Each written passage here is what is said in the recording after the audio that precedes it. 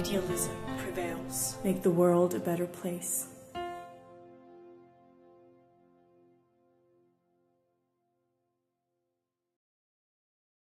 Et en fait, je t'ai rencontré la première fois, je t'ai découvert la première fois lors d'une conférence que tu as donnée à Munich, Oui, en juin 2016. en allemand. Là. Normalement, je parle allemand, c'est plus facile En pour moi. allemand, exactement. Mais on va Et essayer de faire cette la affaire. salle était comble.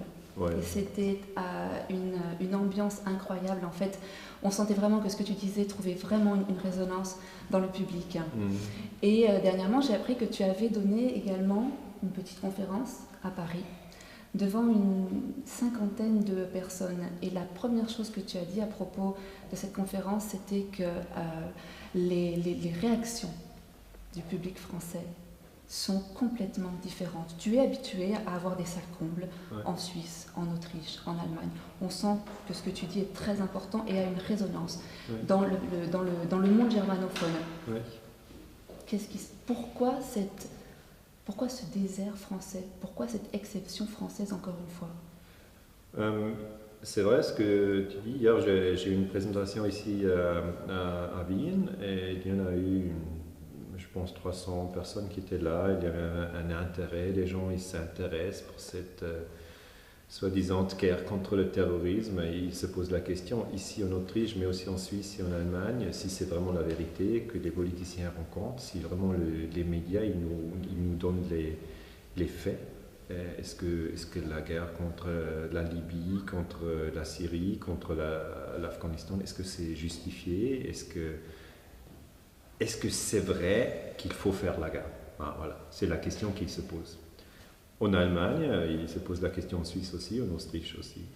Et tu viens de dire que j'ai été invité aussi en France, et c'est vrai, je suis y allé et j'ai fait une conférence à Paris il y a, je pense, 1 mois, 2 mois. Et il n'y avait pas beaucoup de monde, premièrement, et je pense que ça ressemble un peu à la... C'était en français. Sur le 11 septembre. C'était sur le 11 septembre, sur la lutte pour le pétrole, sur cette soi-disant guerre contre le terrorisme. Donc sur les 15 années qui sont passées depuis le 11 septembre. Et c'était un groupe qui s'appelle Reopen 9/11. C'est un groupe qui s'intéresse vraiment justement pour le 11 septembre, de savoir la vérité sur l'effondrement de la 3e tour, le World Trade Center 7, qui n'a pas été frappé par un avion, mais qui s'est écrasé ce jour-là. Et les gens ils se posent la question, mais pourquoi ces bâtiments s'écrasent? Parce quand même, on parle normalement qu'il y a eu 2 avions, ils ont frappé le World Trade Center 1, le World Trade Center 2, mais la 3e tour, elle n'a pas été frappée par un avion. Et donc normalement, j'ai l'impression qu'en France, beaucoup de gens ne le savent pas, mais les gens qui le savent, qui sont un petit groupe, ils ne sont pas dans les médias. Donc il me semble justement qu'en France, on a un état d'urgence. C'est justement la situation. Et les gens, ils ne sont pas prêts à poser les questions générales sur toute cette guerre contre le terrorisme. Je n'ai pas vu beaucoup de personnes, disons des historiens ou des intellectuels, qui sont là et qui disent il faut pas faire les guerres. Au contraire, j'ai vu un intellectuel français qui était vraiment là dans les médias. Il a dit il faut faire la guerre contre la Libye, c'est bien pour les droits de l'homme, c'est bien pour l'égalité et fraternité. Et je ne sais pas. Alors je ne comprends pas du tout. J'ai vraiment l'impression qu'en France, on a une situation complètement différente de celle qu'on trouve en Allemagne, où le mouvement pour la paix, je l'appelle comme ça, est beaucoup plus fort. Aussi en Suisse, il y a beaucoup de gens qui s'intéressent pour la paix et qui posent les questions. Et aussi ici en Autriche, qu'on est maintenant à Vienne, il y a beaucoup de gens qui ne veulent pas toutes ces guerres. Et en France, je ne comprends pas trop. Qu'est-ce que t'ont dit en fait la cinquantaine de personnes qui étaient là à t'écouter parler du 11 septembre et avoir en fait apporter une critique vraiment constructive sur la théorie qui est vraiment véhiculée par tous les médias. Oui. Est-ce qu'ils t'ont semblé, est-ce qu'ils donnent l'impression d'être quelque part des parias, d'être vraiment complètement en minorité? Ils sont clairement une minorité. Ouais, ça c'est clair, mais c'est les gens qui ont du courage. Hein. C'est les gens qui ont du courage. Ce qui me frappe, c'est qu'ils sont très peu. Là, normalement, j'arrive, il y a une salle de 300, 400 personnes. Ce sont des jeunes plutôt? Oui, ce sont des jeunes. Ce sont des jeunes. Ce sont des jeunes. Nous, on a un Ce sont problème les jeunes de génération aussi. C'est les jeunes qui ne croient plus, qui se racontent à la télévision, qui ne croient plus, qui est écrit dans les journaux, qui s'informent sur l'Internet, qui sont très très bien informés et qui ne veulent pas la guerre. Mais j'ai posé la question, mais quand même, pourquoi est-ce que Sarkozy, est-ce qu'il a attaqué la Libye? Est-ce qu'il y a une sorte de proteste en France? Et les gens disent non, mais tout le monde était d'accord. Là, on a attaqué la Libye, c'était une bonne idée. Mais je dis, mais vous avez aussi attaqué l'Afghanistan en 2001. Pourquoi vous avez fait ça? Les gens disent, ouais, il fallait le faire. Et puis là, je dis, et la guerre contre la Syrie, pourquoi? Et puis il dit ça, la lutte contre le terrorisme. Et j'ai posé cette question et je trouve assez intéressant. Dans le 1940, l'Allemagne a occupé la France. Et là, les Français, ils ont résisté. Ils ont tué les Allemands qui étaient là. Et c'est très bien connu comme résistance. Alors, on était un petit groupe, on a fait un discours, et je dis, mais voilà, la résistance, on pourrait aussi dire, c'est les terroristes, là. Et ils étaient choqués, ils ont dit, mais pourquoi tu dis, là, c'est la résistance? Et je dis, mais le terrorisme, comme vous l'appelez, c'est la résistance contre une occupation.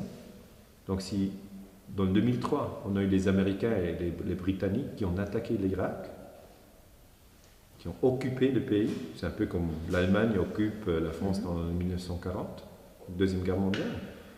Mais là, si en Irak, on a les gens qui se défendent, vous dites tout quoi? Vous dites c'est les terroristes.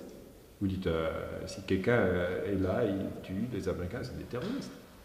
Mais qu'est-ce qui se passe là? Vous avez tout un discours sur cette soi-disant guerre contre le terrorisme qui justifie toute violence que la France fait et qui ne se pose pas la question, est-ce que c'est correct qu'on tue des gens en Afghanistan? Est-ce que c'est correct qu'on tue des gens en Syrie? Est-ce que c'est correct qu'on tue les gens en Libye? Et franchement, je ne comprends pas. Est-ce que c'est pas dû au fait que justement la plupart des médias français ne sont pas du tout indépendants? Que quelques-uns des plus grands journaux français, comme notamment Le Figaro, sont détenus par des groupes industriels comme Dassault qui sont directement liés à la vente d'armes. Ah oui, c'est un problème. Le fait que justement il y ait complètement cette absence de critique en France, oui. C'est parce que la France a tout simplement beaucoup trop d'intérêt économique. Justement, si Le Figaro, comme journal, est contrôlé par l'industrie qui vend des armes, alors c'est clair qu'à la fin, les gens qui lisent Le Figaro, ils pensent qu'il faut faire la guerre. Mais après, c'est du marketing. Hein. C'est que du marketing. On vend les guerres aux gens. Et j'espère vraiment qu'il y a aussi, ou qu'il y aura, maintenant je ne vois pas, mais peut-être dans 5 ans, dans 10 ans, peut-être même plus rapidement.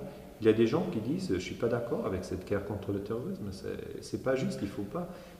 Par exemple, il faut penser une fois, si en 2001, les Afghans, ils auraient attaqué la France, alors les Français, ce serait horrible, non? Les Français, ils ne veulent pas que les Afghans viennent en France pour mettre les bombes. Aussi, en 2011, la Libye aurait attaqué la France. Alors, de nouveau, les Français, ils réfléchissaient, ils disaient, mais il ne faut pas attaquer notre pays. Et maintenant, on a la France qui fait la guerre en Syrie. Et si la Syrie faisait la guerre en France, c'est quand même pas acceptable. Et c'est vraiment des questions qui sont très très claires. Et je pense que les gens qui réfléchissent, à la fin, ils doivent dire, il ne faut pas faire cette guerre, il ne faut pas les faire. On ne veut pas être attaqué et il ne faut pas attaquer les autres, il ne faut pas le faire. Est-ce que tu penses quand même qu'il y a une petite lueur d'espoir? Parce que la plupart des gens qui ont été à ta conférence et qui ont justement un regard critique par rapport à la version officielle, Oui. Ce sont des jeunes. Oui, ce sont des dont jeunes. les sources qui ont pour source d'information souvent Internet, d'autres médias alternatifs, alors qu'il y a vraiment un fossé effectivement avec la génération des plus de 50 ans qui a été bercée par l'idée de la France-Afrique, qui a été bercée par l'idée de la mission française de civilisation dans le monde. Donc il y a quand même un espoir. Il y a toujours un espoir. Moi je pense très franchement que les jeunes de 15 à 25 ans, ce sont les gens qui écoutent mes présentations. Je dis ça sur l'Allemagne, sur la Suisse et sur l'Autriche. C'est vraiment le groupe qui s'intéresse et ils n'y croient plus que les politiciens sont là, que Sarkozy veut aider à la Libye. Ils disent, mais quel mensonge, pourquoi mes parents ils regardent ça la soir à la télévision? J'ai vraiment honte de le voir. Oui, à la télévision, c'est clair que c'est effectivement la version que l'on entend. Oui, mais elle n'est pas vraie. Moi, je suis convaincu que c'est des mensonges. Et les gens qui sont jeunes, ils voient très clairement que ce sont des mensonges. Mais pour les vieux, ils se sentent mieux de croire ça, c'est la vérité, parce que comme ça, ils peuvent aussi justifier ces gars. Comment est-ce qu'on veut justifier une attaque française contre la Libye? Comment est-ce qu'on veut la justifier? Si on dit c'est pas pour un meilleur monde, hein, comment la justifier? Donc on la justifie, on dit on défend les droits de l'homme en Libye. Pour les pauvres gens de Benghazi qui ont été attaqués par Kadhafi, et après on attaque Syrie, on dit maintenant de nouveau on essaye de faire quelque chose pour les droits de l'homme parce que Bachar al-Assad il est un dictateur comme Hitler et là on défend la population de Syrie. C'était un ami de la France jusqu'à récemment. C'est ça. Et les amis, ça change très vite et si on fait la collaboration avec les terroristes, on dit que ce sont les rebelles. Donc alors c'est beaucoup d'hypocrisie et c'est beaucoup de violence et je pense que les jeunes de 15 à 25 ans, ils ne vont pas l'accepter. Est-ce que tu serais prêt à donner d'autres conférences en France? Pour moi, c'est un peu difficile avec les Français. Non, c'est parfait, c'est très clair. Mais je trouve c'est plus difficile pour moi de parler français. Et normalement, j'aime bien faire des conférences en allemand parce que je vis à Bâle, je fais mes conférences en allemand. Maintenant, aujourd'hui, je suis à Vienne. En décembre, 2 mois, je suis à Berlin, je vais être à Dresden, je fais plusieurs conférences. Je dis c'est possible que je vais faire une autre conférence en France, mais au moment, je me sens que la France n'est pas prête. La France n'est pas prête. Elle n'est pas prête. Quand je suis arrivé à la gare de Lyon avec le train, il y avait tout le militaire, et là, l'état d'urgence, les gens, il n'y a pas de réflexion sur les guerres contre le terrorisme. Je dois dire, maintenant je ne veux pas venir, peut-être, on va voir comme ça, quand ça s'organise dans le futur, peut-être on pourra faire une autre conférence à Paris avec plus de gens, plus de tolérance aussi, parce qu'il n'y a pas de tolérance. Il n'y a pas de tolérance pour une autre opinion. Et je dis ça, c'est pas la France de Voltaire, de Montesquieu, que moi j'ai enseigné à l'école. C'est pas la pluralité et les libres pensées et le respect et les droits de l'homme aussi. C'est plutôt un état d'urgence et une sorte de totalitarisme où on dit ça c'est la vérité, nous on a le droit d'attaquer la Libye, de tuer Kadhafi, on a le droit d'attaquer l'Afghanistan, on a le droit d'attaquer la Syrie et s'il y a un intellectuel qui pose une question, alors là on n'accepte pas. Je comprends pas. Daniele Ganser, merci. Merci. Ce que je peux nous souhaiter, c'est de vous retrouver un jour en France dans quelques années avec un public français bien plus nombreux et bien plus prêt qu'il est maintenant à entendre toutes ces vérités. Merci beaucoup. Merci.